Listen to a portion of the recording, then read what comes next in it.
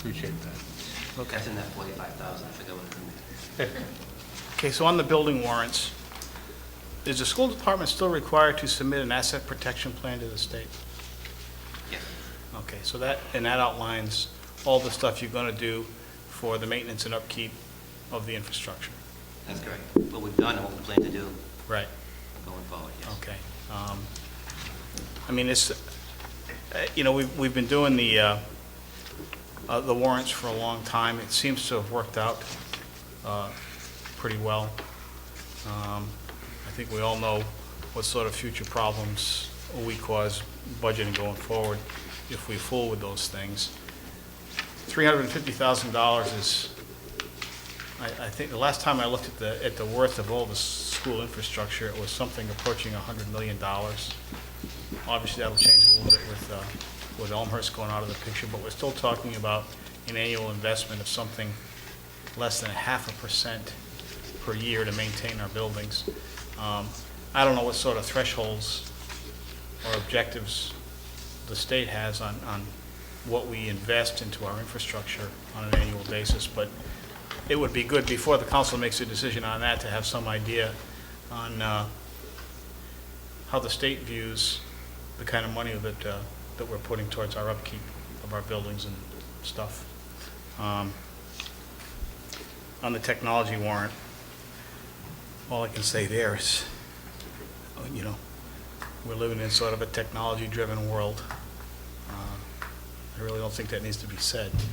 And we owe it to our students and ourselves to make sure that the kids are getting a technology-driven education as well as the fundamental stuff, because it's going to be waiting for them when they get out of school. And anybody who's going to offer them a job, one of the first things they will ask in a job interview is, tell me what your computer skills are with the various ubiquitous tools that everybody has to know to get through the day these days. But are we also teaching the students that to buy everything on credit, like a revolving credit card with these warrants? I don't think that's the case. Yes, it is. I mean, we're talking about education. You know, if you've got a different approach, No, I'm spit just, it out. I agree with you on they're very important. Where I differ is how we pay for them. Putting $235,000 of money that won't be there and then adding a warrant on top of that, these are just, in my opinion, bad budgeting practices that we do over and over. So although I agree with you on the importance, especially of technology, and everything you said is true, we may have to find a better way to pay for it. I mean, right now, we're looking at a budget that goes over the tax cap. I mean, that's kind of the elephant in the room. With that, Mr. President, I'd like to make a motion. Okay. All right. Any other comments from the council? President? Quick question. I take it that the state has given their okay to close Elmhurst? The state actually doesn't give an okay. I mean, seriously, you submit a form, you submit a letter. As you may know, there is a group of parents appealing to the commissioner. That appeal has not been heard yet, but the state doesn't officially say proactively unless you go through a hearing process. It's okay to close the school. Okay. I guess my question would be, Dr. Lucy, what would happen in a case where, say it came back, you couldn't close the school? And I don't know if that can be done, or if in fact that can be done, that would even be more detriment to the budget, correct? It would be more detrimental because all the gap closing you saw here that Right. resulted from Elmhurst would That's why I'm asking, would not yeah. exist. Right. That said, I think, and I know there are people in the community who disagree, but I think our chances of prevailing are very good. Okay. Our obligation is to show just cause. We have declining enrollment. We have 2 different facility studies that show that the physical plant is very problematic.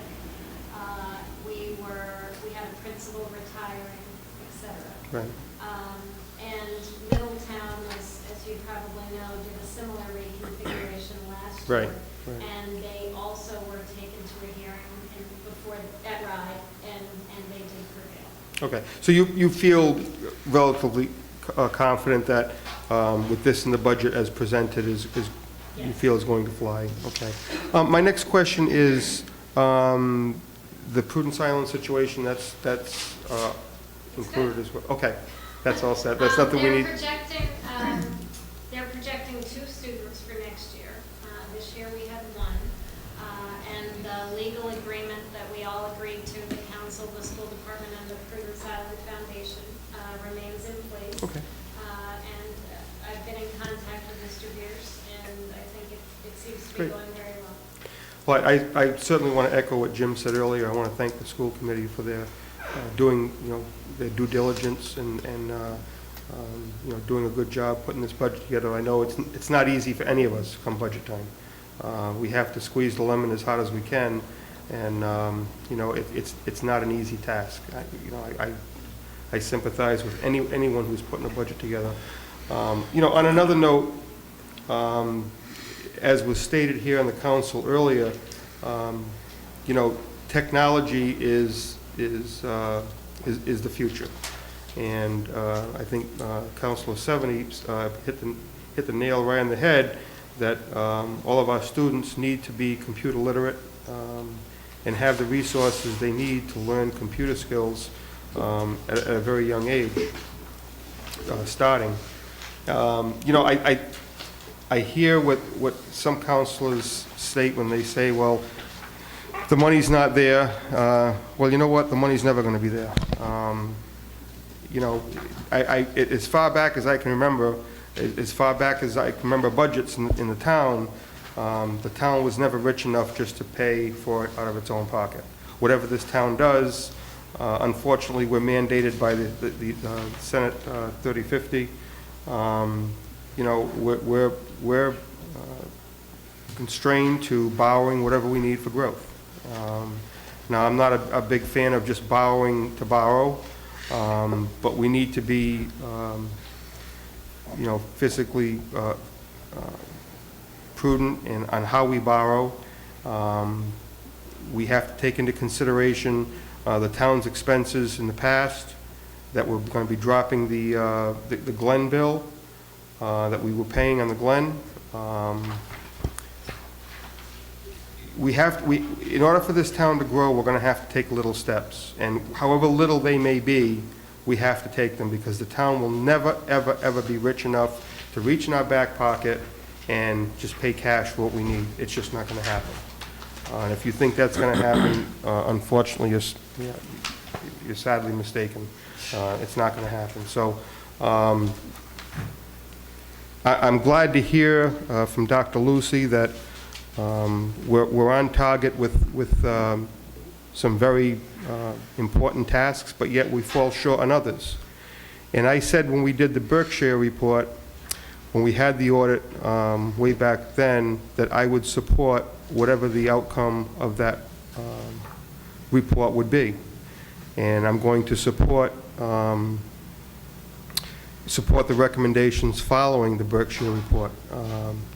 I think that was a good report, and I think the town should own up to what they paid for. We paid for the audit. We paid for the what do you call it? Right. And we need to live up to our side of the bargain, and thank you again for doing a great job. Yes, on the employees' benefits, health insurance, is there a co-pay there for the teachers? And if it is, what is it? The 13% copay for the 13% for the teachers, and 20% for the administrators, and 10%, I believe, for the non-certified. So everybody has a copay. Okay, thank you. And Bob, if we do get Elmhurst, how's that going to be? We're in charge of the lawns and all that.